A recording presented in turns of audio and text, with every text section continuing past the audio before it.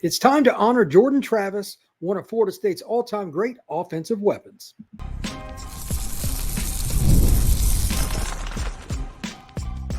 You are Locked On Seminoles, your daily podcast on the Florida State Seminoles. Part of the Locked On Podcast Network, your team every day. Hello and welcome again to Locked On Seminoles. I am your host, Brian Smith. Thank you for making this your first listen each and every day. You can find us for free anywhere you get your podcasts and on YouTube. And today's show is going to be dedicated to Jordan Travis, the progression that he went through from the time he got to Florida State and even through all his struggles, ended up being, quite honestly, one of the best players in Florida State football history as a playmaker. I don't want to just say passer. I want to say playmaker because he extended plays with his feet. He was a tremendous runner. He's one of the most elusive players in recent college football history that would also throw the football all over the field. But we are going to focus on the passing game. If nothing else you take from this podcast, note that Jordan Travis went from just a mediocre passer to a guy that was purely elite. I've got some fun stats to share and just some thoughts that I had throughout his career watching him at Florida State. And then we're going to break down some of the other things around him that allowed it to happen. Because remember, after all, football is a team sport. Other players need to be given credit for helping out. And I got a few things to talk about there as well. So some of the players that helped Travis get to the level he was at are some of the guys you know well from this past year's team and even the 2021 and 22 team. So first off, just think back to the first time that you saw Jordan play for Florida State as a quarterback. Not always confident, looked a little confused if the first read, and definitely if like that second read wasn't there, right around the 2020 season, let's just say 2020, he played a little in 19, but once he really got his feet wet in 2020, he had moments that he was good, but he had moments you're like, why would you make that decision? Which is typical with young quarterbacks. I often say that the vast majority, and I'm talking 95% or more, of college quarterbacks really aren't good at making not just completions, but completions beyond the screens and the 5-yard hitches, whatnot, until they're 3 years removed from high school at minimum. It is by far the hardest position on the field because so many things around them must go right. You need a little luck, and you also need your teammates to help you out. Pass protection, the proper route adjustment. You kind of hope that the other team doesn't call the right blitz in a certain situation because there's no perfect play call. So many variables go into it, and that can really hinder a young man's confidence. And I think there were times, especially in 2020, when Jordan Travis, quite honestly, didn't have it. If you don't remember, and I've talked about this before, Jordan at one point even went into Norvell's office and said, hey, I want to switch to receiver. It'll be better for me and the team, blah, blah, blah. Norvell said, no, we're going to get you there. Just keep grinding. Obviously, Mike Norvell and his staff figured that out, and he was correct. So to kind of put it full circle, and we'll go through some other stats too, I want to give some specific stats on him as a passer this 2023 season that are just so rare. And it's hilarious that I'm going to read these off, that he got to this point, because if you'd have told me this even at the beginning or middle part of 2022, I'd have said you're crazy. The stats I'm about to talk about are the most difficult passes in football. And I've combined them in different ways, and I'll explain. But again, this is the creme de la creme. And it's from a guy that, quite honestly, I just thought was a runner playing quarterback in 2020 who had a big arm. That's it. So here are the plays that count. And this is any stat I list, unless otherwise noted, is Pro Football Focus here. This past season, he had 20 on passes of 20 or more yards. He threw it 58 times that way. So he took some shots, definitely. Having Johnny Wilson, G. Bell, obviously Keon Coleman, you should, Ja'Kai Douglas, etc.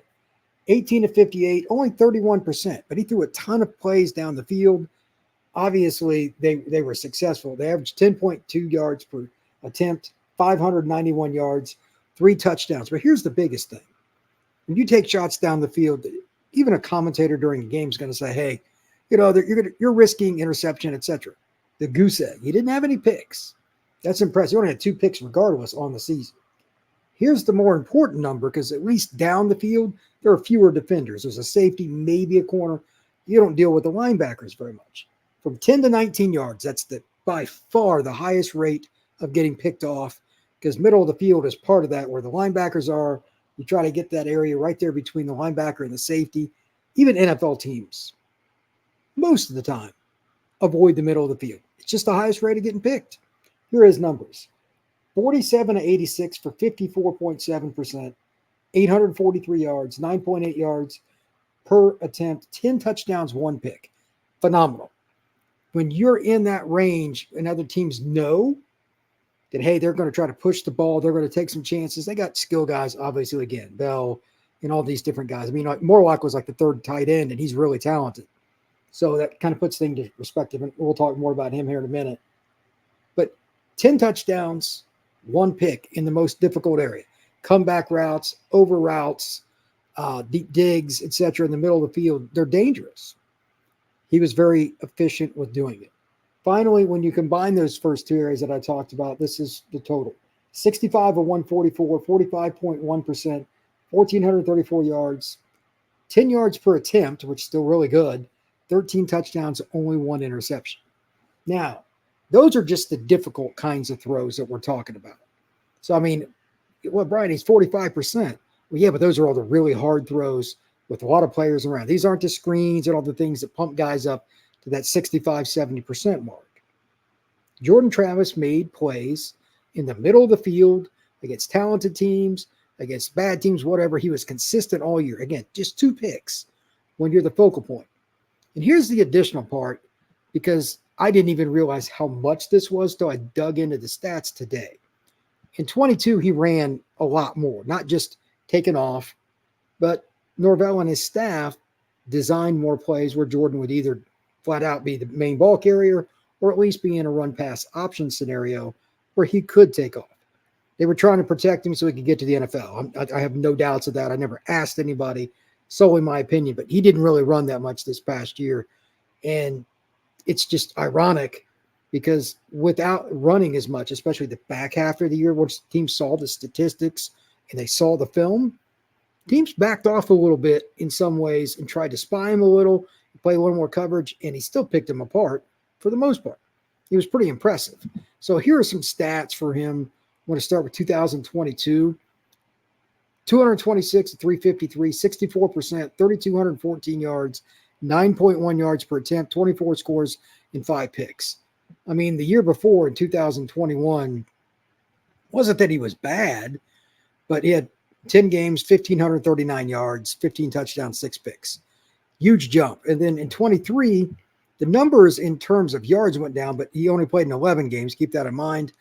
And he also came out of some games because they were beating the bejesus out of teams. That's okay. His efficiency, though, is the most important part. When he needed to be, Jordan Travis was really good. 20 touchdowns, only 2 picks, so he's 10 to 1. So out of all these numbers, what changed? What did I see, and what should all of you think about when you think of Jordan Travis? Like, what happened? Why did this transpire? We're going to talk about that next here on Locked On Seminoles.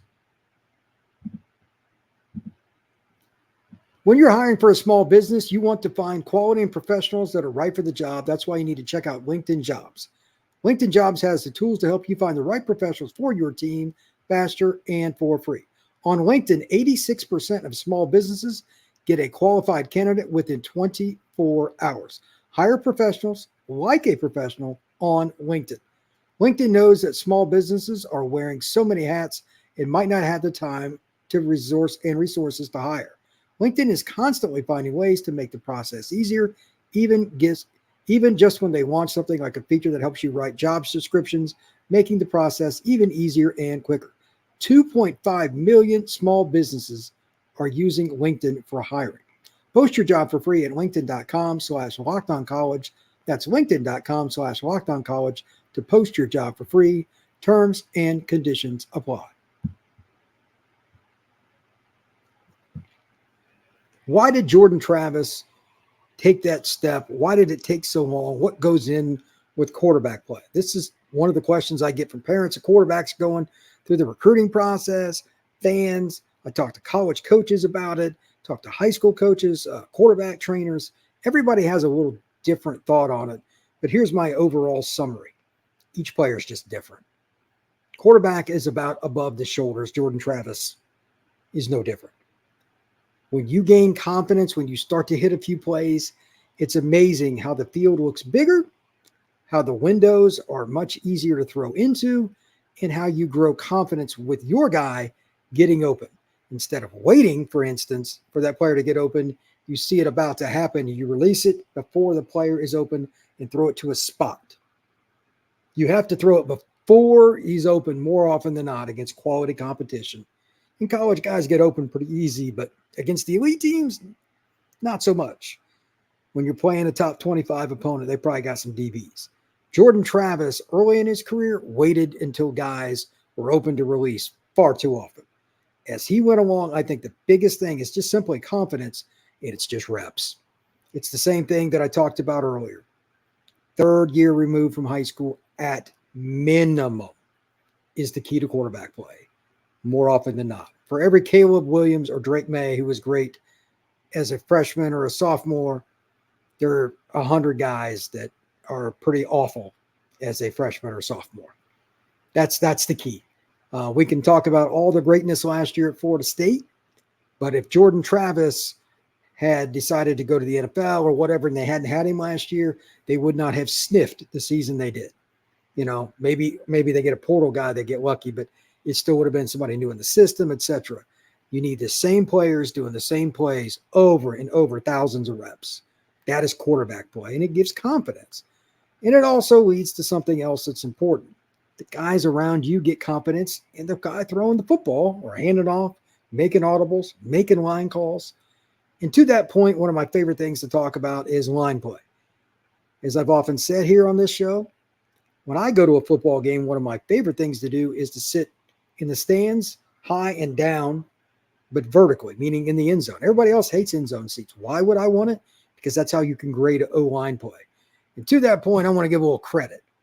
I knew he was good, and I'm sure you guys did too, but Darius Washington last year, helping protect the blind side or anything else he did, whether he was pulling, whatever. He was just a really good offensive lineman, maybe the best tackle in the Atlantic Coast Conference. It's certainly debatable, but he was really good. 89.1% pass blocking grade by Pro Football Focus last year for Washington. He led the Noles. Obviously a very good offense, Jordan leading it at quarterback. But how good are you without your teammates? Football is the ultimate team sport, and Jordan helped set the protections, and they made it work for him. Everybody worked together. That's what Florida State was last year, and that's how most teams win, is they just have the ability to add up all their parts, and it's greater the sum than what they have. Not that Florida State didn't have talent, but there were times when they were really beat up front, and they still got it done. I mean, Florida State was very unfortunate last year with injuries along the offensive line, and they still were pretty good. Knowing what each other does, knowing how Jordan likes to roll one way or the other under certain looks, etc., they could probably feel it out with each other, and that's important. Here are a couple other stats with Darius, just to put it in perspective. He gave up a total of 8 pressures, 5 hurries. The quarterbacks were hit 3 times, and he did not give a sack, according to Pro Football Focus. Shout out to Darius. He's got a chance to play in the NFL. He'll be a senior this year for the Noles, and quite honestly, I'm curious to see how he adjusts to a new quarterback and a different style of quarterback. We'll see some different things with DJ Uyunglele, but he certainly is not the athlete that Jordan Travis was. But we'll find out, because this is a veteran offensive line that they had more guys come back than I ever thought they would, and there's a chance they could still be really, really good. Also, in that same conjunction, I mentioned earlier, Kyle Morlock on most teams last year, in my opinion, because I thought he was pretty darn good. Looked good in the spring game again this year for the Noles too. Jordan Travis and other guys would find. We had 19 catches for 255 yards. If he'd have played for a, let's say, mid-level ACC team, somebody has like one decent tight end and he was the backup, he probably catches 30 balls last year. I think it's cool in today's NIL age that a guy that's helping out somebody like Jordan Travis, et cetera, in the passing game has waited his turn. Now Kyle is going to be more than likely the mainstay at tight end, to the point where he might have 2 or 3 times as many snaps in 2024 as the next tight end, whether that's West or somebody else. That'll take care of itself. But I think that's important too, whether it's DJ or anybody else that's behind center for Florida State this year, and even in 25, because it'll be a new guy again. having a reliable tight end is important, and that's something that Jordan Travis did. Last year, Jaheim Bell was certainly the beneficiary of Jordan Travis's brilliance, and it's a very important part of the package. I probably do not give enough credit in general, but, well, I mean, maybe the best duo in college football last year at receiver, certainly top 3 or 4, in Keon Coleman and Johnny Wilson. But there were games where, whether it was Morlock, whether it was Biscuit, whether or not it was, well, the running backs, they just did such a good job all together. They just picked each other's brains and figured out what the best play would be, even when it ended up being backyard football because the protection broke down or they brought more players than you could cover. There were guys coming back to the football. They found different ways to make plays with their feet after the catch. Everybody played together. All of that still stems from Jordan Travis and the confidence he had in other guys around him and vice versa. They played off of each other. So just think back, if you would, to all the time that Jordan was the quarterback for the Noles over the last 4 years, how that just consistently progressed. You got to go through it. There is no shortcut. And it's probably one of the reasons the transfer portal and quarterbacks is so heavily detailed. If you do not have a junior, senior, fifth-year senior at quarterback, your chances of winning big are really diminished. Jordan Travis is one of Florida State's all-time playmakers. His passing game, his progressions, all the things that he did, he learned over time, and it started with the confidence. And it just shows you why you need experience at quarterback. And Jordan still took it to another level. Again, just for fun, that final stat line between the passes of 20 or more yards and 10 and 19, I mean, 65 of 144, 45%, 1,434 yards, 10 yards per attempt, 13 scores, 1 pick. That's last year. Those are all the really hard throws. If we did that same stat line without all the good players he had around him, first off, and just some other random team, those numbers would be like 38%, 7 touchdowns, 6 picks, etc. Florida State did a tremendous job of bringing Travis up, and the other players lifted him up and vice versa too, and it was a tremendous team effort. You're not going to see many of those kind of teams in general in college football, Florida State or otherwise. So I think Florida State fans need to be realistic. Like, that was a special, special season where everything just aligned. And you got to give credit to everyone involved. It's not just Jordan, which I know he's still the quarterback, but everybody around him really helped. I thought it was fantastic, and it was a lot of fun to watch. I enjoyed covering it, and I'm sure everybody out there enjoyed all the things that they did throughout the season. It was a blast.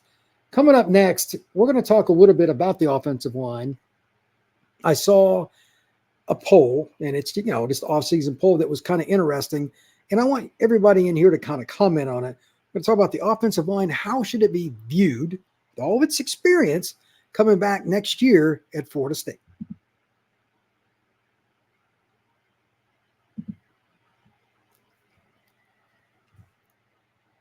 So On3 did a poll, and it's just, one person's dedication to researching the starters that are coming back, etc., on the offensive lines. And like many people, Florida State may or may not have been ranked as high as it should. I thought they were going to lose more guys than they did. I thought there'd be 1 or 2 more guys go to the NFL, but they didn't. And when I saw how many guys ended up coming back, I was shocked. And then first thing I thought, well, they got a chance to be a top 20 offensive line conservatively. You could make the argument that they're top 10. Whatever, offensive line's hard, but that was before I saw any of spring, etc. And I thought they were pretty good in the spring game, all things considered. I know it's a scrimmage and it's not full go, but I thought they were pretty good with what they did. I had an opinion that they're conservatively number 8 to 15 in the nation for this upcoming season, kind of preliminary guess. Not saying a lock for top 10, but at least consideration. Well, for whatever reason, On3 doesn't think Florida State is going to be a top 10 team on the offensive line either. And just for fun, I'm going to read off a few of the guys that I think will start, and they can move guys around. This doesn't, like somebody like Julian Armella could end up starting if he has a great fall camp. These things happen. Maurice Smith's going to start at center. Darius will start at left. Whether or not Keandre Jones or Richie Leonard starts, Jeremiah Byers, etc., these things will move around and figure itself out in fall camp. And of course, there's injuries. But here's the point. They have more good players than they have starting positions. So I think if you look at it just objectively, whether you dislike Florida State, doesn't matter who it is, and I doubt this guy on 3 really cares one way or the other.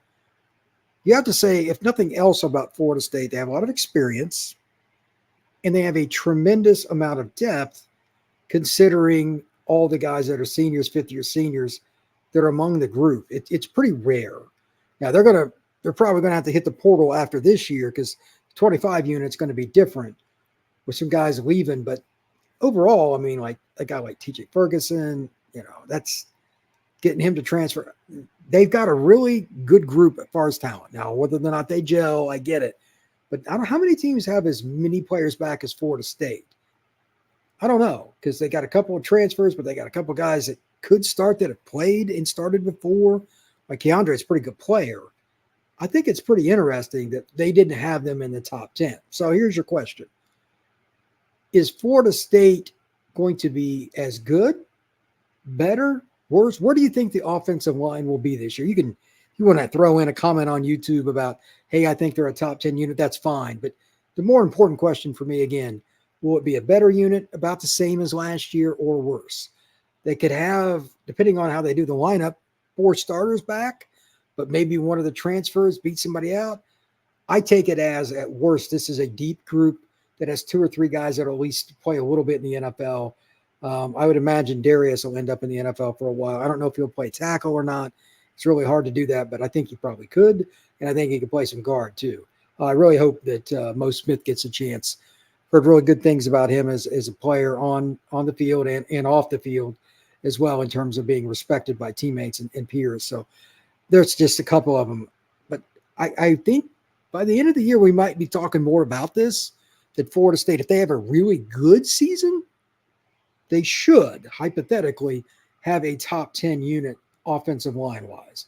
And if they do, that means, kind of like the situation I brought up earlier with Jordan Travis in the O-line, there's been a gel. Now, Jordan played with these guys multiple years and stuff, and he knew some of them. It's a little easier, new Norvell system.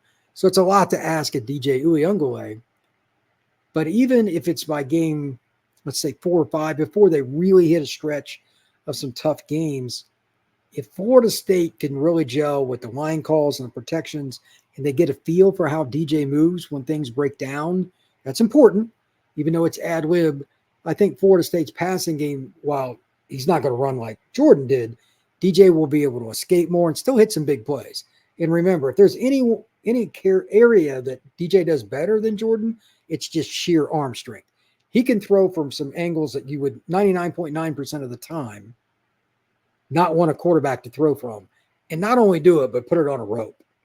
He just has abnormal arm strength. Like even by NFL standards, it is a cannon. So if they can get him a little bit of time, Florida State, I think, will be a deep shot team anyway. They've got a chance to get the ball down the field, like Jaylen Brown, Portier, Hakeem, etc. Benson could definitely run. This may not be as high a percentage passing team, and I expect it to drop, quite honestly. But even a little short slant to Jalen Lucas to transfer from Indiana, that's the running back. I consider him just a football player because he's such a good athlete.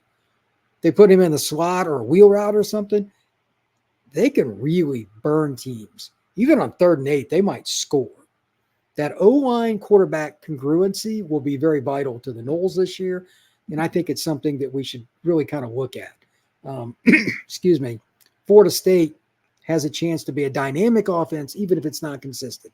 We'll have to see if they are in either category, obviously, with the season coming up. But the speed is there and the arm strength of DJ is there as well. Thank you once again for making this your first podcast each and every day. Everybody have a great one. I'll talk to you soon.